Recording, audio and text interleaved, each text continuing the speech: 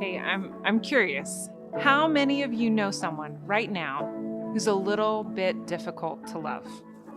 You can raise your hand if you want, but don't point at people, okay? Don't turn around and stare at them, but I think this is a pretty universal thing, isn't it? Isn't that interesting? Pretty much every one of us knows someone who's difficult to love. And I think that's true all throughout the year. And then when you add the holiday season into things, everything just gets a little bit intensified. And then there's the pandemic on top of that, which has disrupted our social lives in tangible ways.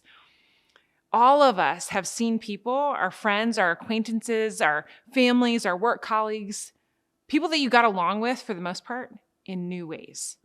Social media was either more important than ever or more destructive than it's ever been, depending on your perspective.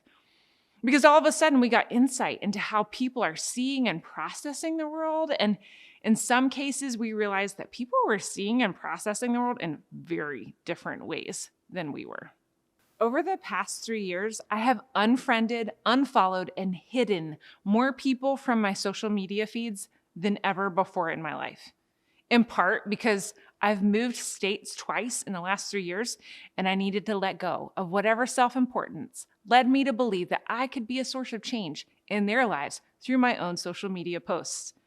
Have you ever thought that? Like if I unfriend this person on Facebook, they won't see my thoughtful posts and be challenged to change their mind. Clearly, they need someone like me in their lives. The other reason I've unfriended, unfollowed, and hidden people on social media is like the opposite of the first reason. If the first reason is that I'm not interacting with them in real life, the second reason is that I need to be able to interact with them in real life. Like I was able to work with you pretty well before I realized that you have very different perspectives on politics and science. Maybe I should hide you from my timeline so that I can continue to interact with you and not let those differences come between us.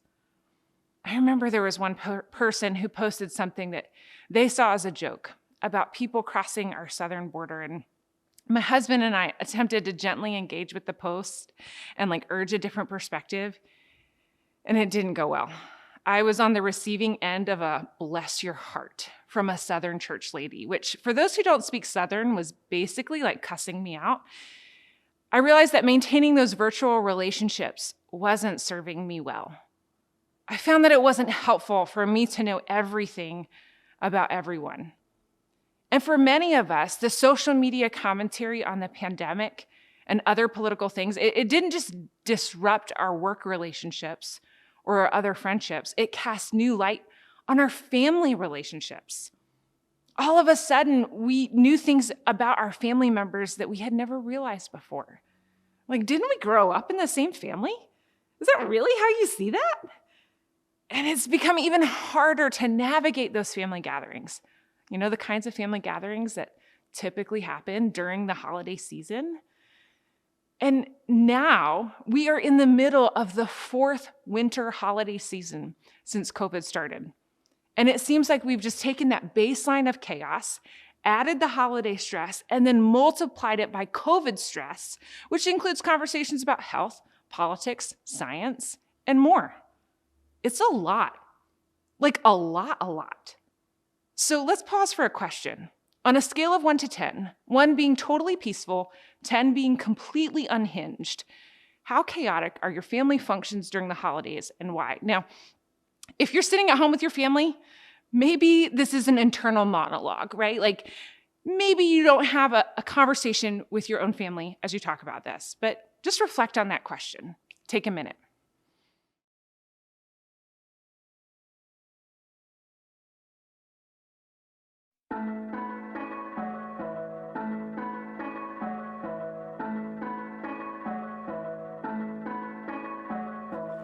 Here's the thing.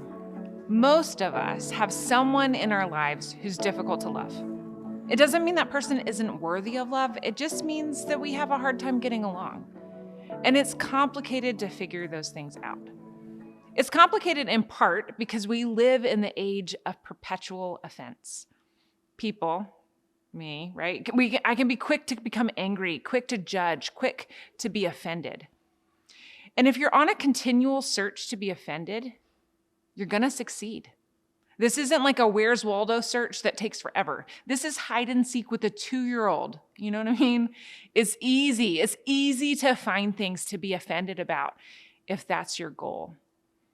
And the challenge here is that living offended is a no-win situation. I've never been a person who said, my life is so much more productive because I'm pissed off everywhere I go. I've never heard someone describe their quality of life as being better because they're angry and find fault in everything. We need to recognize that being offended is inevitable, but living offended is a choice. It's a choice, and as followers of Jesus, we want to choose wisely.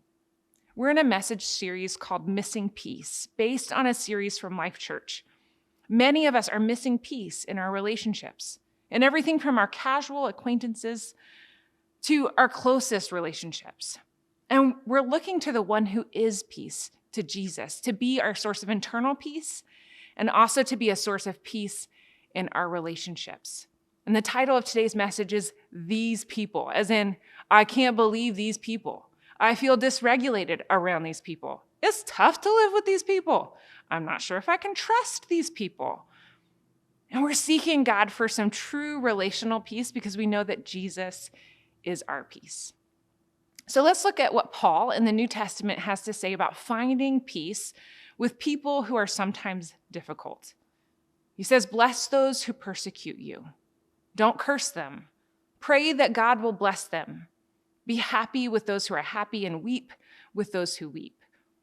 Live in harmony with each other. Don't be too proud to enjoy the company of ordinary people. And don't think you know it all. Never pay back evil with more evil. Do things in such a way that everyone can see you are honorable. Do all that you can to live in peace with everyone. This is easy to read. It's incredibly difficult to live.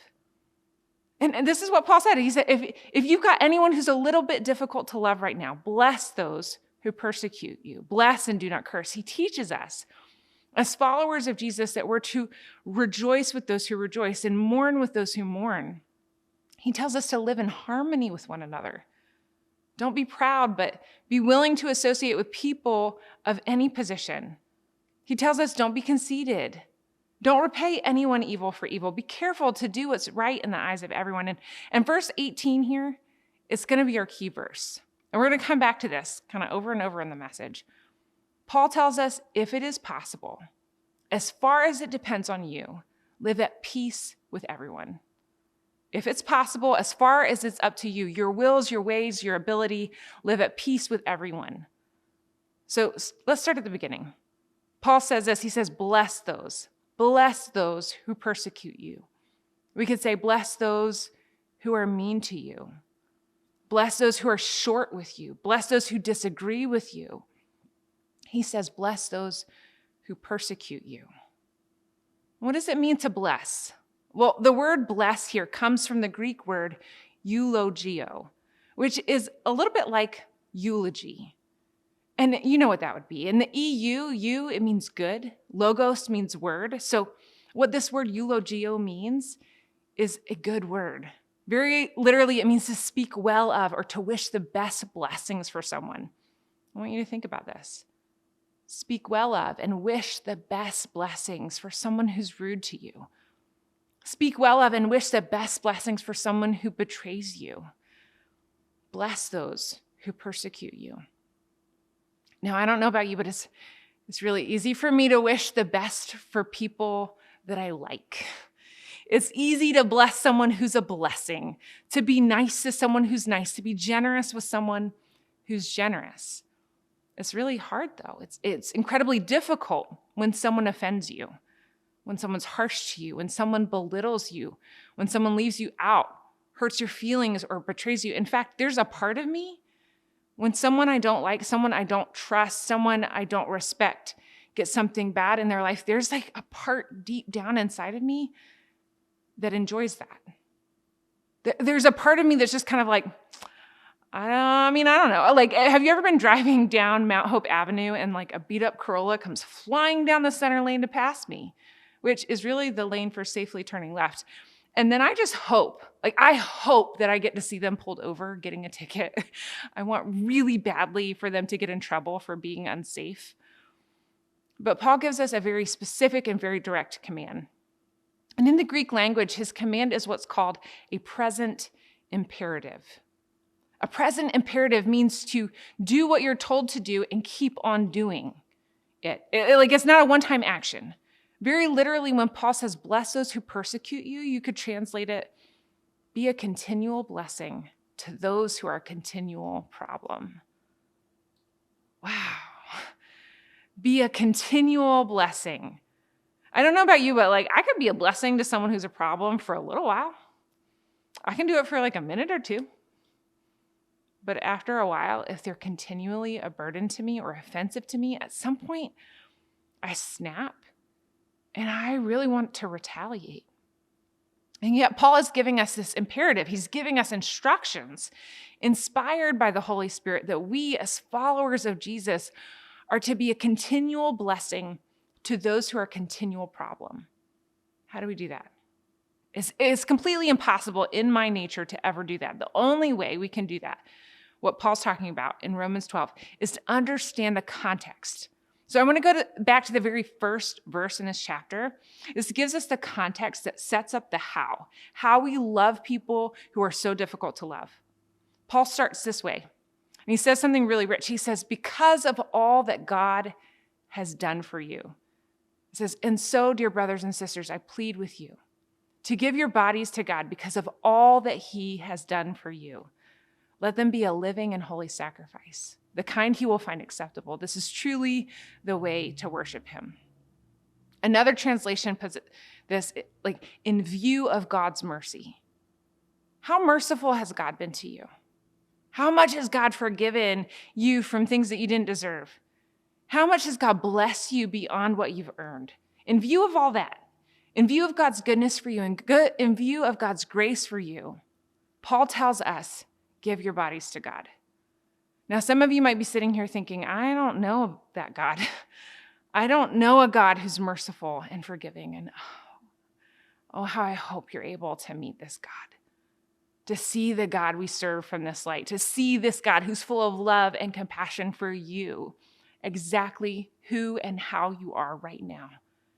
And in view of that God, who that God is and what God's done, offer your bodies. Let them be a living and holy sacrifice. This is truly the way to worship God. I love this. If you want to worship God, worshiping God isn't just the songs that we sing, it's the life we live. Loving people as we've been loved is an act of worship. How do we do this? Paul says we're a living sacrifice. Now that seems like a contradiction in terms, right? A living sacrifice. Generally, when I think of sacrifices, I think of dead sacrifices, dead animals. What's a living sacrifice? I don't think animals were lining up to volunteer to be sacrificed, right? They don't do that. When you think about a living sacrifice, I think of the Lamb of God, which is a phrase that we use to refer to Jesus, who, when he was alive, said, I'm willing to die. He said, no one takes my life, I lay it down. So how do we love others? We lay down our own natural responses. We lay down our own selfish desires. We die to ourselves so that Christ can love others through us. Jesus, how he lived and how he died, he offers us an example to imagine what it's like to fully love others. And it's the Jesus inside of me, the Christ inside of me. That's how we do it. In view of what God has done, I let Christ love through me. And Paul says this in verse 16, live in harmony with each other. Don't be too proud to enjoy the company of ordinary people, and don't think you know it all. Live in harmony with one another. It's a great verse when you're out Christmas shopping, right? Live in harmony with one another. And then he says, don't think you know it all. Too many of us are determined to be right, myself included. We look for information that confirms what we already believe, right? I just know I'm right, and everybody else is wrong, and they're wrong, and maybe they're not very smart. But Jesus didn't tell us to be right. Jesus told us to be loving. He told us to love. He didn't say the world would know who we are by how correct we are. He said they know us by how loving we are. And we're going to discuss for a minute really practically what this looks like in the upcoming election year. But first, let's pause for a chat question. I think a lot of us don't want to be know-it-alls, but we also don't know how to respond when people say off-the-wall stuff and just expect us to agree. It's tough to know how to draw meaningful boundaries and still live at peace with people. So here's our question. How do you process that? How do you think about living at peace with people without just getting taken advantage of or like just agreeing with people? Take a minute and talk about it.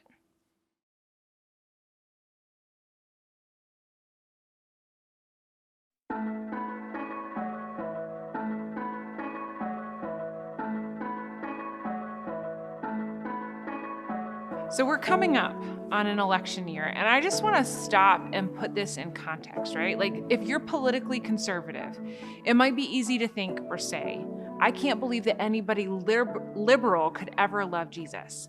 And on the other hand, and this might be more true here in our community, if you're politically liberal, it might be easy to say or think, Republicans are just a bunch of hate mongers. There's no way that they could really love Jesus. And if you live in either one of those extremes, I just want to invite you to take Paul's word and Jesus' example seriously.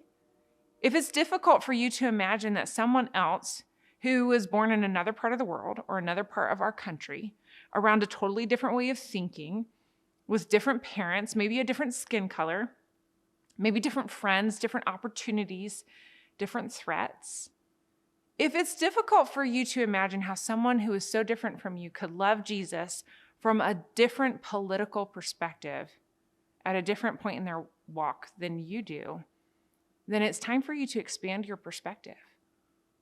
When people talk, don't listen, just respond. Don't listen to correct, listen to understand and listen to love. We start with grace and then we lead toward truth. And if you have trouble understanding another perspective, your impact in the world is going to be limited. We're followers of Christ. We have to be bigger than that. You're going to face conflict in political conversations. You're going to face misunderstandings in political conversations. You're going to face differences of perspective because you don't understand in political conversations.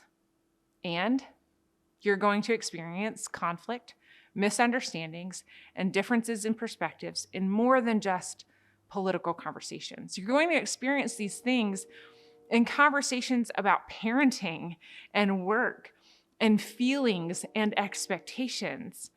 And because our brains are biologically wired to protect or defend, you tell a story to fill in the blanks. Your brain fills in the gaps to understand or explain what you don't understand. So if someone is unkind to you or short with you or has a different opinion about something, if they behave in a way that you don't expect, your brain makes a story to fill things in. In fact, I find that this can be a really helpful framework for starting difficult conversations. These things happened. The story I'm telling myself about these things is this. Is that accurate? Can you help me understand if I'm missing something here? I want to understand. Because if we're not paying attention, it can be really easy for the story that we tell ourselves about a situation to skew negatively. We tell ourselves a hypercritical story about other people and an incredibly generous story about ourselves. Like they canceled on me because they secretly hate me. She did that because she likes to make me angry. He left that undone because he doesn't care if I have more work to do. Accusation, accusation, accusation. We can root our stories in accusation, but I think God wants our stories to be rooted in love. Because what do accusations do? They erode relationships. They split friendships. They divide churches. And let me be really clear. I'm not talking about just not speaking up about something that happened.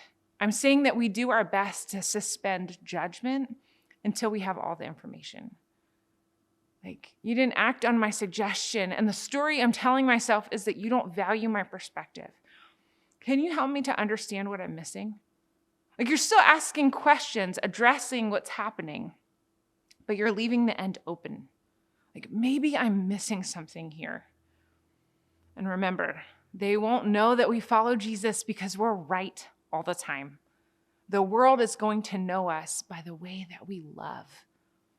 And that's why, remember, you're going to be offended. It's inevitable, but living offended is a choice. I recently got the chance to pop over to Chicago for a night and see Scott Erickson's Say Yes show. It's a liturgy of not giving up on yourself, of finding hope that things can change, that things can get better, that you can grow. And he shared some research that he had come across. Maybe you've heard this too. A person who worked in palliative care, which is like care for those who are dying, recognized 5 common regrets that dying people express. And one of them is this: I wish that I had let myself be happier. At the end of our lives, we often come to realize that happiness is a choice. Let's choose today that life is too short to live offended. I would much rather choose happiness than choose to live offended. Wouldn't you? Imagine if Jesus was easily offended, like if he was petty. He couldn't do his mission. Imagine if he just lived this way, like, Matthew, you weren't paying attention to my sermon. I said, blessed are the meek, for they will inherit, like you didn't even write that down. Or, God healed 10 lepers and only 1 came back. Nobody cares about me. Nobody appreciates me. Or maybe he would say, Thomas, you didn't even brag on my miracle. I raised the dead. I didn't just open blind eyes. I raised the freaking dead. Thomas, you're always doubting. I just can't count on you. Being offended is inevitable. Living offended is a choice. There's a verse in Proverbs 19 that's really powerful here. It says, sensible people control their temper. They earn respect by overlooking wrongs. Sensible people control their temper. Another way to put that is that wise people are patient. They take the time they need to respond to things instead of reacting immediately.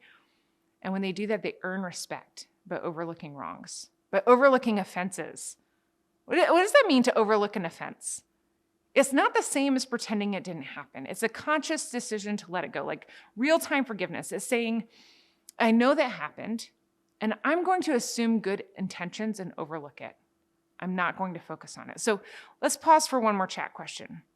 What is one place in your life where you get offended, where you could choose to overlook an offense? Take a minute and talk about that.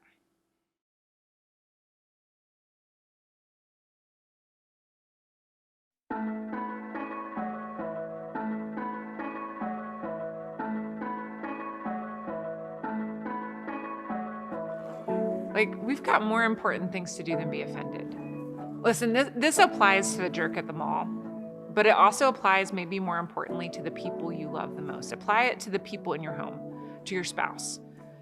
And not that I'm saying Nathan is hard to love, right? Far from it. In fact, many times people will comment to me how great Nathan is, and they do that because he's pretty great. We have a pretty solid marriage, and you could have the best marriage in the universe and still you would have fights. You would have different perspectives that are confusing. You're going to hurt each other. In the early years of our marriage, Nathan and I believed that the best way to communicate, like the way to have the best, most healthy marriage we could, was to talk about everything.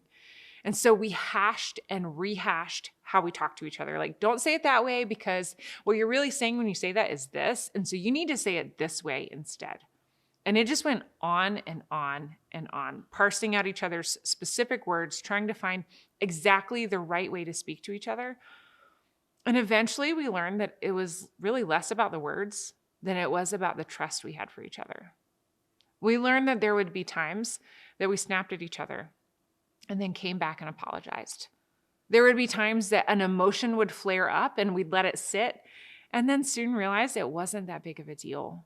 Or that emotion wasn't actually about what I did or what he did, but about some other situation entirely. And it was just leaking out on our relationship.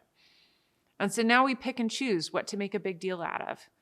It's not easy to know which things to make a big deal out of, to be honest, but we're learning to trust that love doesn't seek to win the argument. Love seeks to protect the relationship. One helpful tool for protecting a relationship is the role renegotiation model. This is a tool that you can apply to any relationship that you want to keep. It helps you to address the small pinches, the small unmet expectations, so that they don't add up to a big unmet expectation, to a crunch.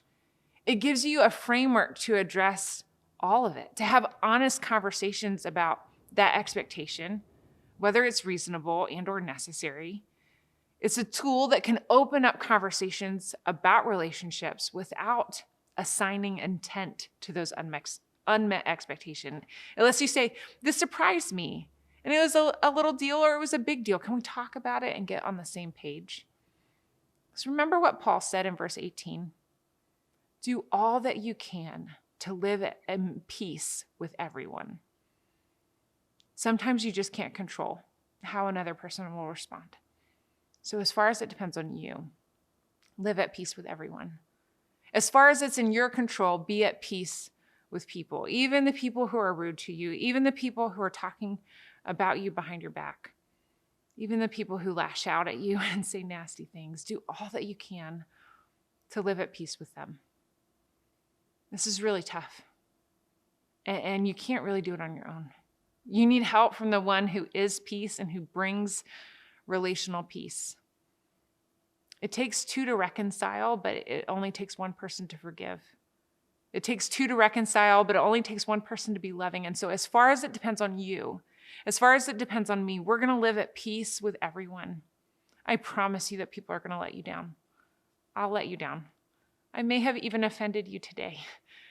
Being offended is inevitable, but living offended is a choice. And just remember that Jesus, the one who is our peace, he didn't tell us to always be right. He told us to always be loving. So as far as it depends on us, on me, on you, what are we going to do as followers of Jesus? We're going to do our best by the power of the Spirit of God in our hearts to live at peace with everyone.